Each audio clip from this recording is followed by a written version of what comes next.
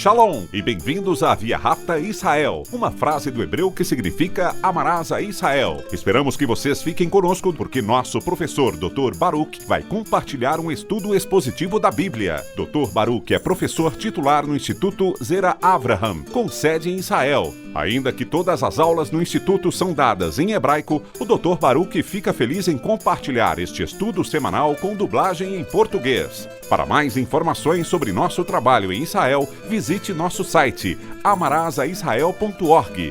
Fiquem agora com o Dr. Baruch e a aula de hoje.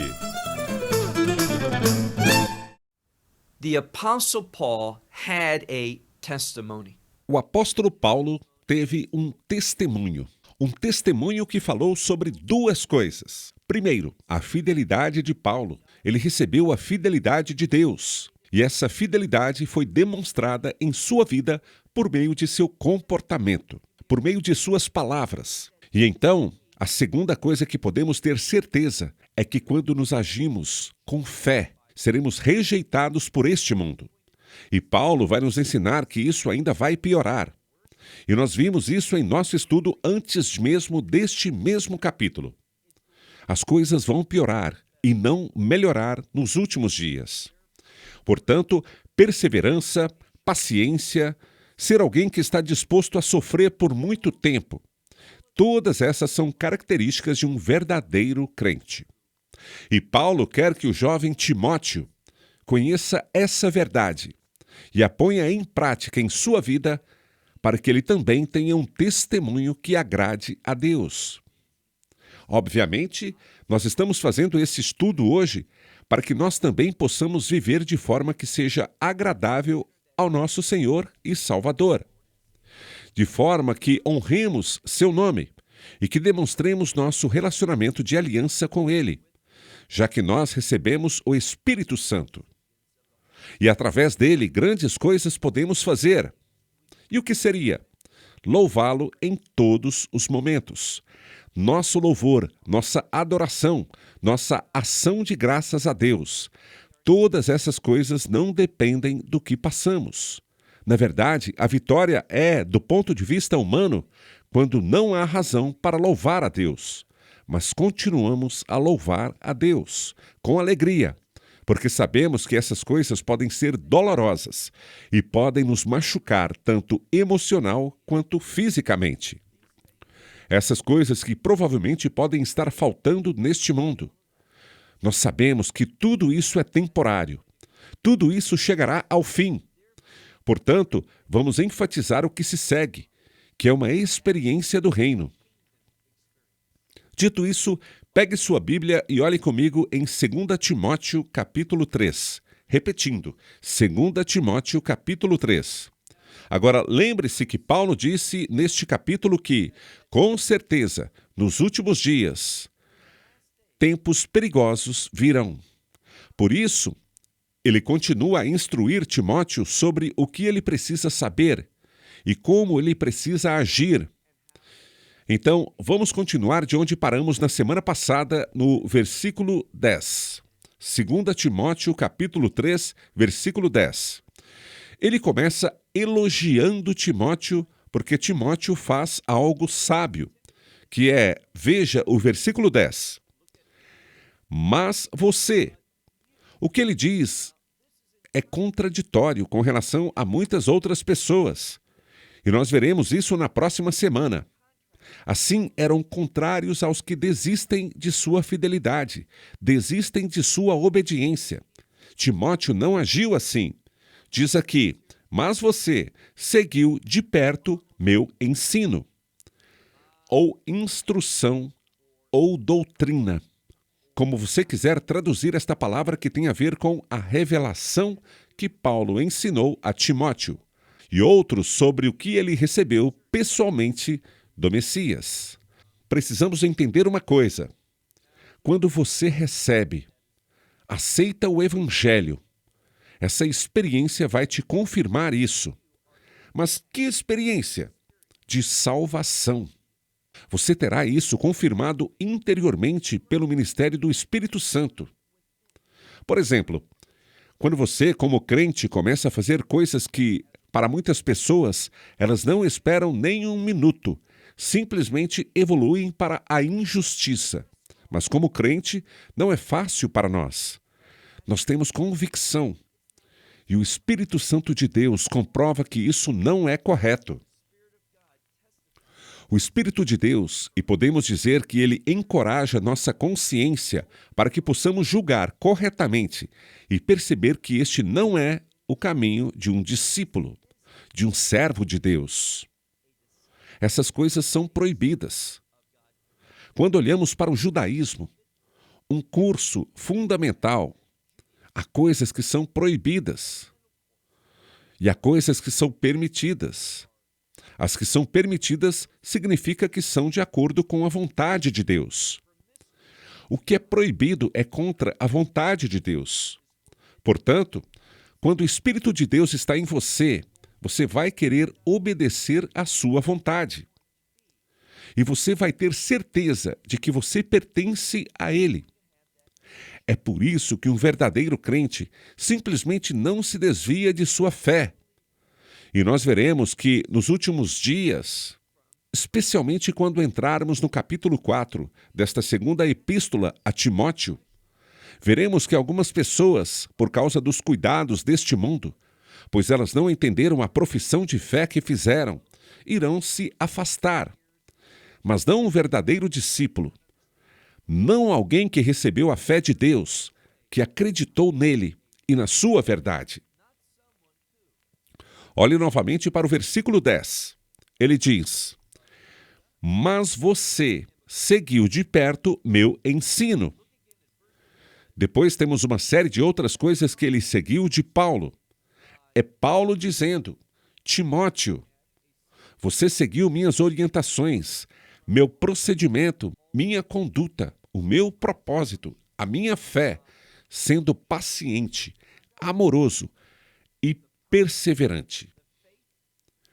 Todas essas coisas, vou ler novamente, ele diz: você seguiu de perto.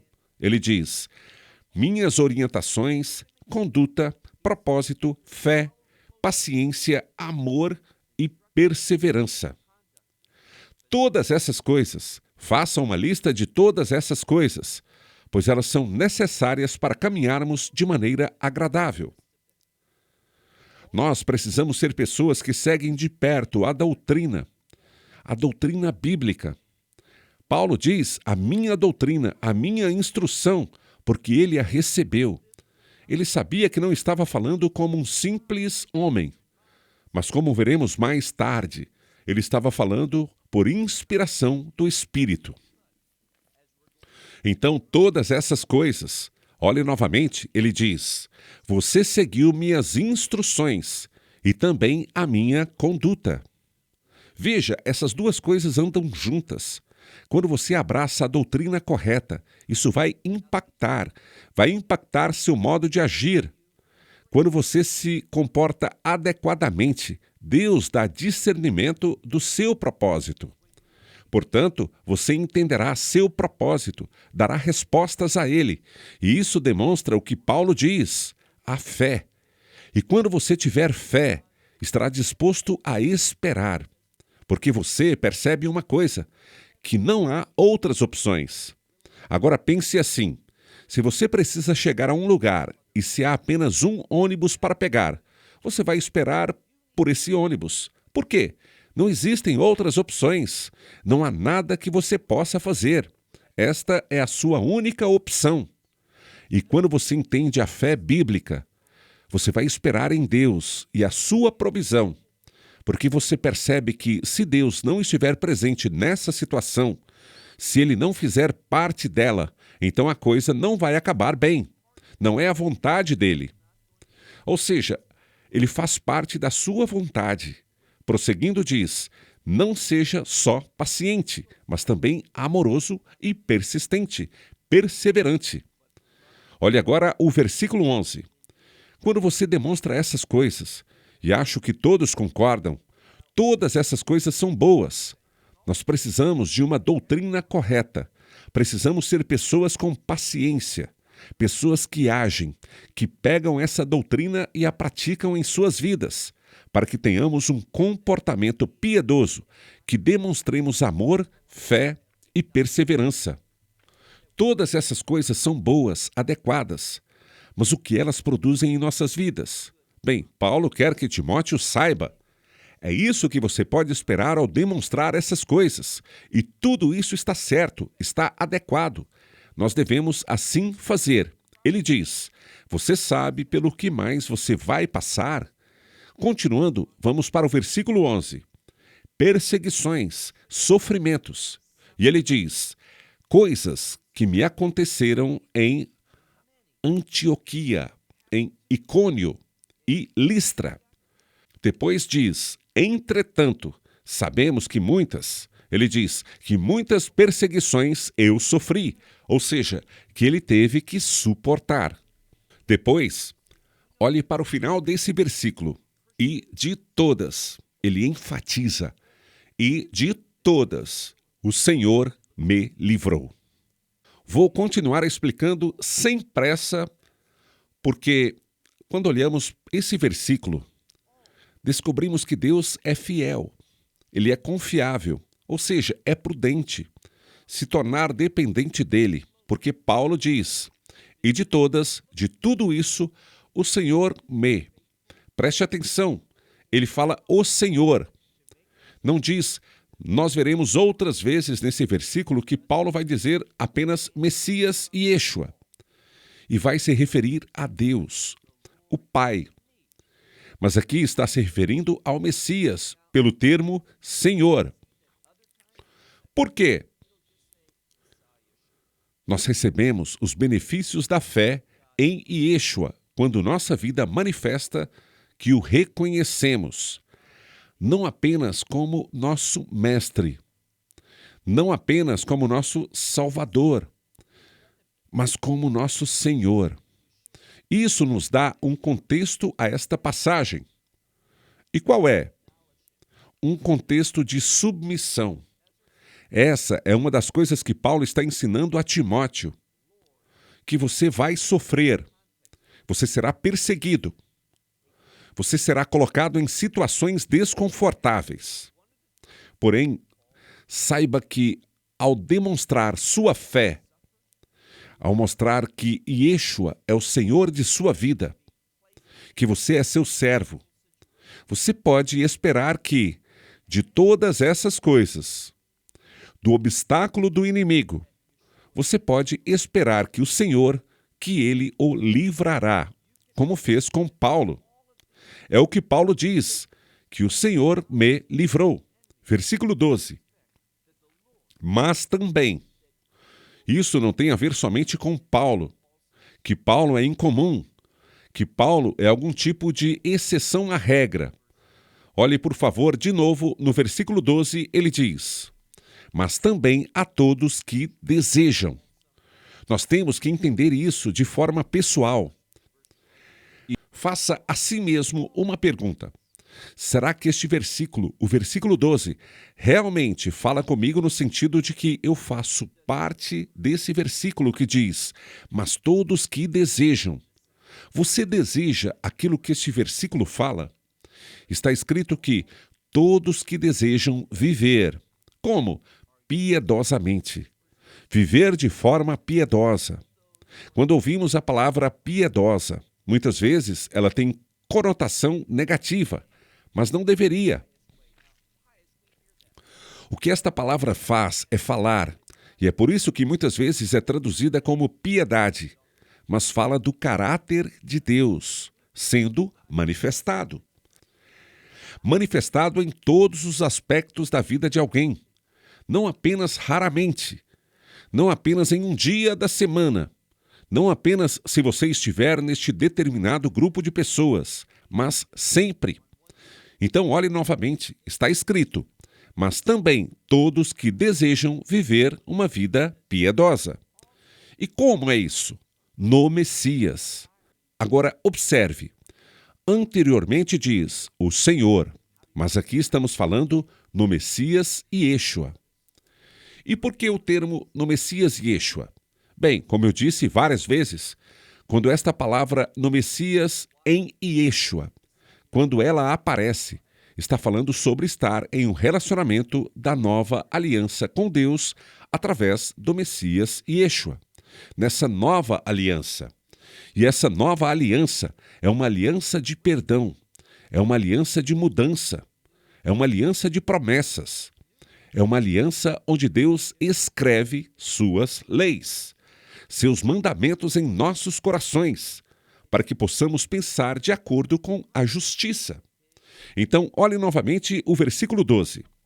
Mas também todos que desejam viver piedosamente no Messias Yeshua. O que vai acontecer com eles? Observem essa palavra importante.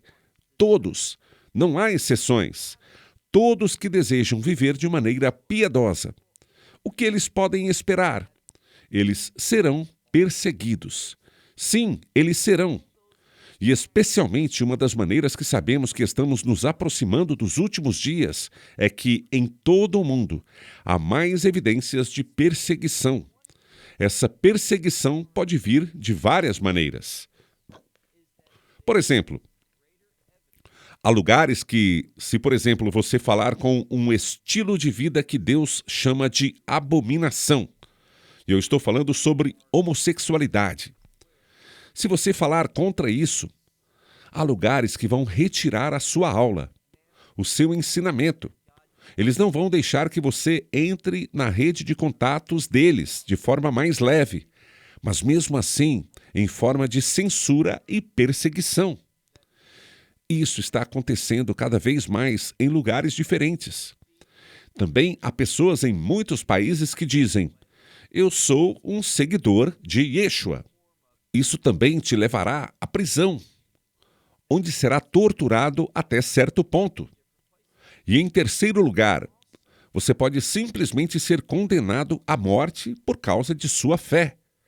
E esse tipo de perseguição vai aumentar onde? Não vamos precisar que a Escritura nos diga. Nós vamos estar vivendo essa realidade. Porque se nós desejamos viver piedosamente, todos nós, é isso que esta passagem está dizendo. Todos serão perseguidos. Agora veja o versículo 13. Contudo, os homens maus. O que é a palavra mal? Bem, mal geralmente está relacionado a uma imoralidade sexual. Nem sempre, mas frequentemente. E novamente vemos que as coisas estão mudando nessa área da sociedade. Não entraremos em detalhes aqui, mas vemos que há uma imoralidade crescente quando se trata de sexualidade que está sendo adotada, apoiada e encorajada na maioria das sociedades. Então, lemos no versículo 13. Contudo, ao contrário das pessoas de fé, que vivem piedosamente, sendo perseguidas, o que esperamos? Devemos esperar que os homens maus, e observe agora a próxima palavra, impostores. Esta palavra, na verdade, tem muitas traduções diferentes, muitas definições. Pode estar falando sobre alguém que faz bruxaria. Eu não acredito em bruxaria, é tudo falso, faz parte do ocultismo. Quando as pessoas a praticam, é um convite para a influência demoníaca. Eu não disse que não acreditava no poder sobrenatural do mal. Claro que acredito. O inimigo também tem poderes. Os demônios têm poder. Mas quando vemos exatamente isso aqui, está falando sobre aqueles que são trapaceiros. Eles professam ter algum tipo de poder. E esta mesma palavra pode ser usada para um bobo da corte. Basicamente, é isso que está falando. O versículo fala sobre os que fazem qualquer coisa para terem uma resposta financeira. Ou seja, eles são bobos da corte, eles são palhaços, eles são mágicos, eles são bruxos, eles falam do oculto, eles falam sobre si mesmos como se fossem um tipo de guru espiritual. O que for preciso, eles falam. Mas uma coisa todos eles têm em comum: eles são impostores. O que eles estão fazendo é para si mesmos, ou seja, é por dinheiro. Eles não são sinceros sobre nada, exceto sobre serem pagos. Então diz aqui, olhe novamente para nosso texto, versículo 13. Contudo, os homens maus e impostores, eles vão progredir. Esta é a mesma palavra que significa e que eu dei este exemplo há algumas semanas sobre alguém pegar algo como um facão. Eles estão passando por uma selva e estão abrindo caminho para que possam continuar avançando. Então, está escrito que essas pessoas, e há um certo grau de firmeza nesta palavra, elas estão comprometidas.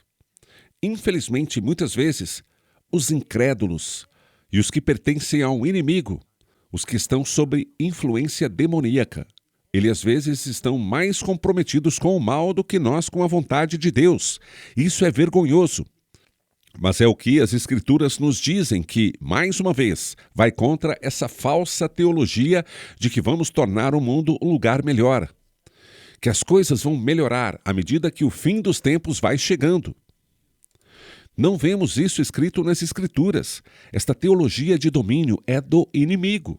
Continue a ler. Os homens maus e impostores vão progredir. Eles vão continuar, seguir em frente. Até, veja o que está escrito, até o pior. Agora, algumas pessoas dizem, as coisas vão piorar cada vez mais. A palavra pior aparece somente uma única vez. O que está escrito é que as coisas não vão melhorar. As coisas vão ficar piores e vão ficar absolutamente piores. É isso que está acontecendo, é isso que vemos acontecendo. E é incrível o tanto que as pessoas estão piorando rapidamente, indo em direção ao mal. Como as coisas estão mudando de forma rápida. Nós que temos fé, precisamos ter discernimento dessas coisas, porque elas estão acontecendo. E o que elas indicam? Passe agora para a segunda parte do versículo 13. Essas pessoas, as pessoas más e impostoras vão prosseguir para o pior, enganando e sendo enganadas. Versículo 14. Essa é a realidade do que devemos esperar. Quando a Escritura diz, frequentemente, o Messias disse, em relação aos últimos dias. Cuidado, preste atenção, esteja atento. Por quê? É isso que ele está nos dizendo para procurarmos, porque esses são sinais do tempo. No meio disso, o que deveríamos estar fazendo? Vamos dar uma olhada agora no versículo 14. Paulo diz novamente, mas você permaneça. Esta é a palavra grega neno, que significa permanecer no Evangelho de João, que muitas vezes é traduzida como permanecer. É uma palavra que dá ideia de continuação, de não mudar o curso, de não permitir que essas coisas influenciem ou mude você. Mas ele diz, mas você, ao contrário desses malvados, desses impostores, ele diz, mas você permaneça nas coisas que aprendeu e no que você confiou. Quando olhamos para esta palavra, nós vemos que ela tem a ver com coisas que foram confiadas a Timóteo. E essas mesmas coisas estamos estudando agora. O que Paulo escreveu, isso é uma coisa maravilhosa.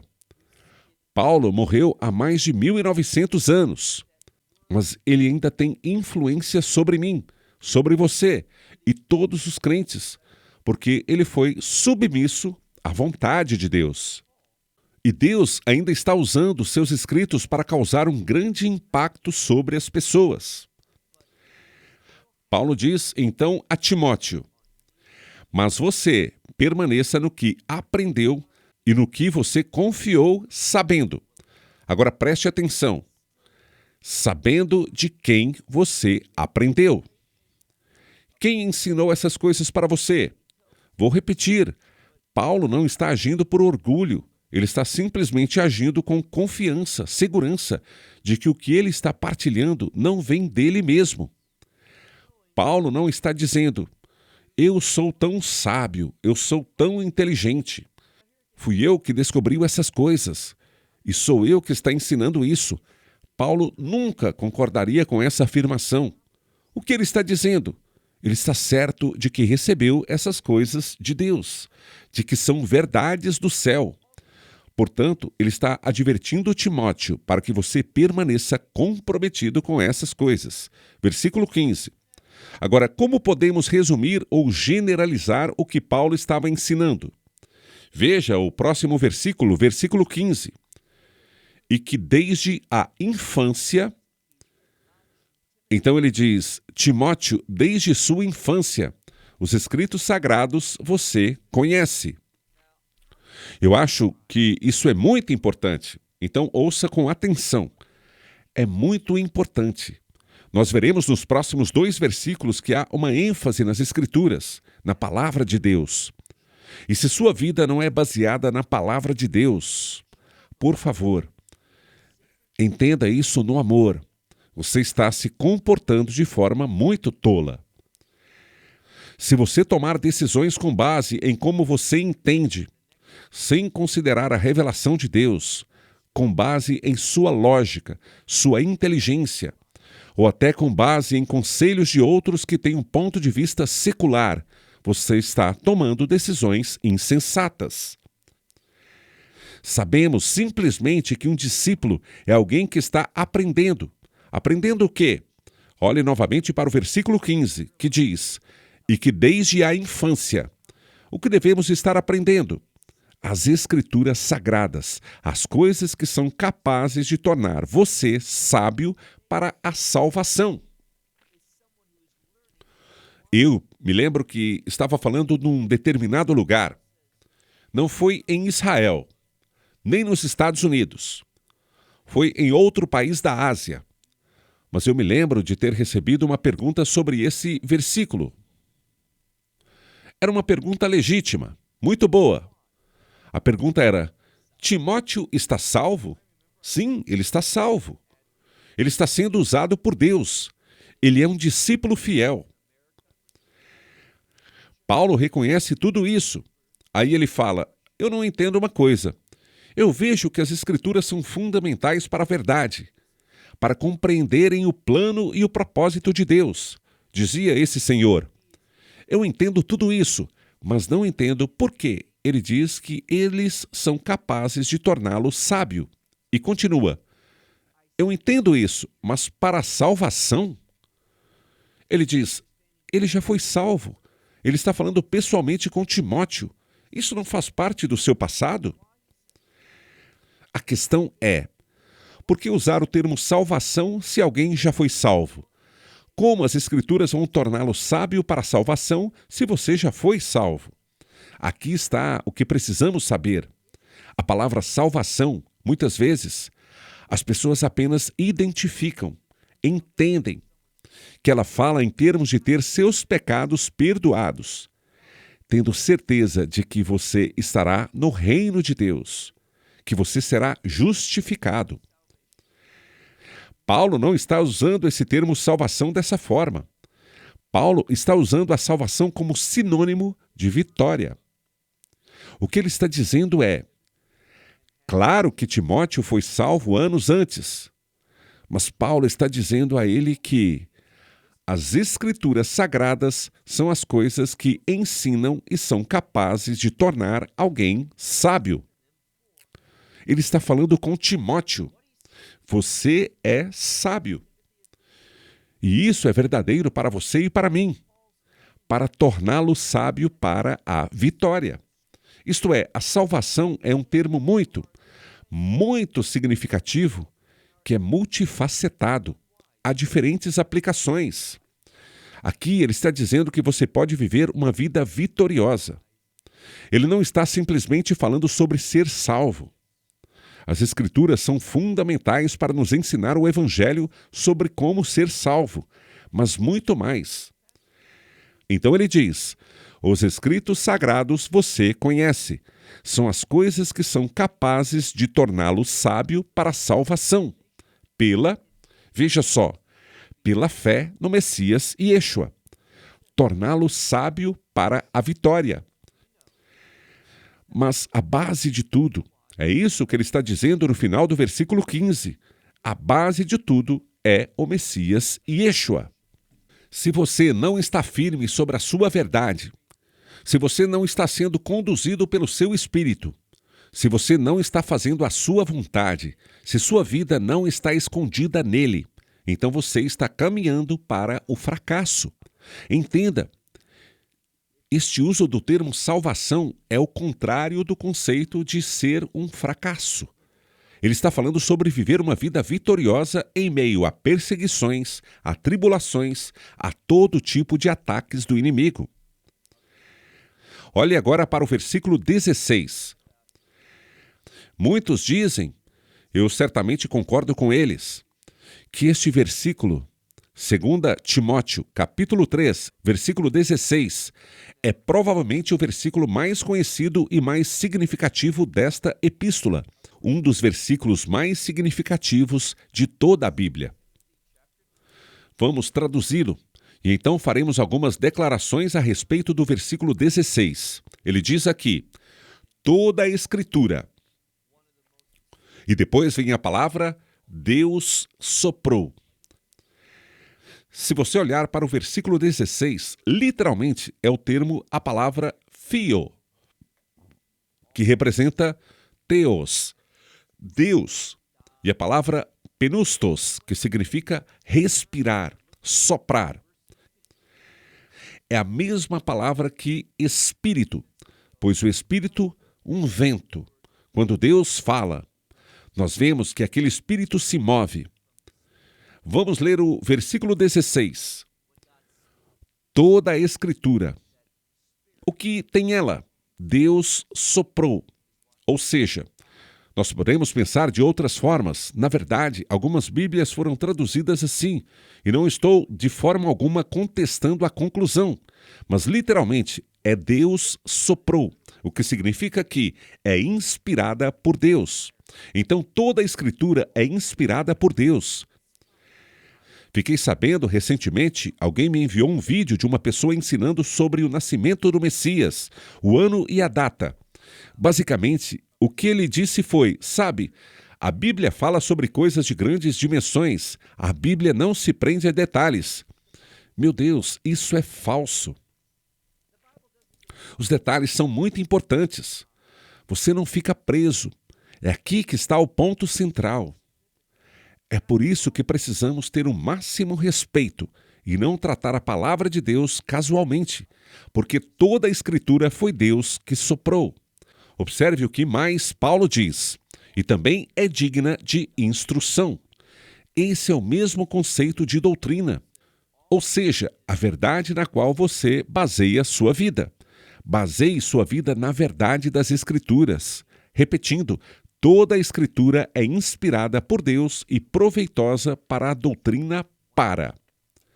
Sugiro que você sublinhe esta próxima parte, para a repreensão. Nós podemos pensar nisso como convicção. Uma coisa boa de fazer é ler a palavra de Deus, especialmente os Salmos e os Provérbios. Leia-os. Por quê? Porque você vai ser alguém que está confrontado pela vontade de Deus. E você será convencido de que isso é uma coisa boa, porque isso te dá a mentalidade e a verdade. Às vezes, precisamos nos arrepender, precisamos confessar nossos pecados, precisamos buscar o perdão. As pessoas dizem, mas eu já estou perdoado. Mas a confissão é sempre apropriada. A confissão é um ato muito relevante e pode ter um benefício espiritual importante em sua vida.